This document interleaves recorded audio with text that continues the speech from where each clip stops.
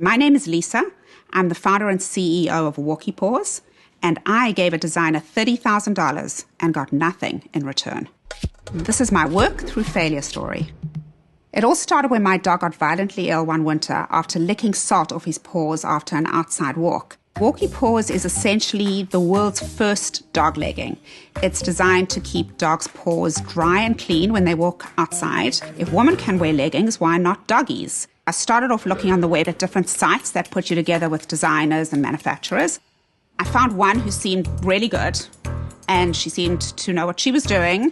And I remember her saying right in the beginning, I was like, well, how much will this cost? How does it work? And she said, well, you pay to play. And I guess that should have been a little bit of a red alert for me. But nonetheless, we moved forward and I started working with her. This designer was working with us to help us to bring the product to market. And we needed to figure out how would the legging that was on the floor, the booty part of the legging, keep the dog's paws dry. It would have to be waterproof, and it would also have to be pretty durable and resistant for dogs walking outside. She was working with me every week with meetings and doing all sorts of fittings and coming up with new prototypes. We'd also met once or twice with someone who was potentially going to produce the product for us. It was a lot of meetings and the bills were piling up. It got to a point after about 5 months where I had spent close to $30,000 with this design company.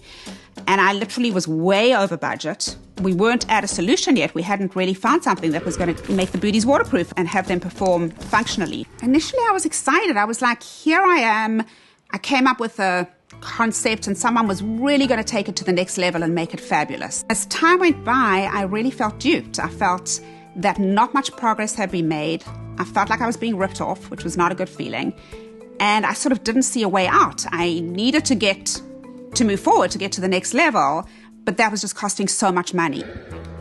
And I remember very well being in a meeting with her and saying to her, you know, we've spent a lot of money. We can't really continue to absorb these huge fees, because what I'd really like to do is, if that's okay with you, is just work directly with the manufacturer and let him take it over from here. I remember her giving me a very strange look and she said, well, you go ahead and do that. Then when I reached out to him, which was soon afterwards, I was completely shocked when I got an email back from him that said, unfortunately, we can no longer do business with you. We have a very strong association with this designer, and since you've cut ties with her, we cannot work with you.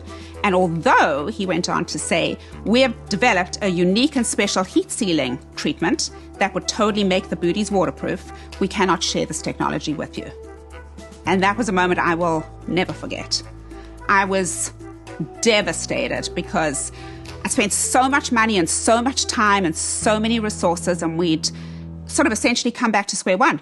It was actually, in retrospect, probably the best thing that could have happened for WalkeePaws, because I sort of went back to a place that I should have been in right in the very beginning.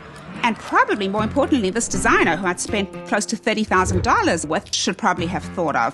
But I went back and researched what was out in the market, and I thought there has to be product out there that's working, that's waterproof. And lo and behold, there was a product that was a rubber. I decided to go in that direction. It was amazing. It just took off. It all came together, and at a fraction of the price of what the original product was going to cost. What happened was, oh my God, like that almost needed to happen for me to get to the next place. Literally, if we had gone on and done the heat-sealed silicone product, it would not have been as good a product as the natural rubber we have right now. I think it's very easy to just give up. And at that moment when I had that issue, I sort of felt like crawling into a deep hole, putting the covers over my head and just saying, done, I'm not doing this anymore. And I think you've got to resist that urge and really persevere. And very often you'll find that something opens up thereafter that's actually better than what you were looking at initially.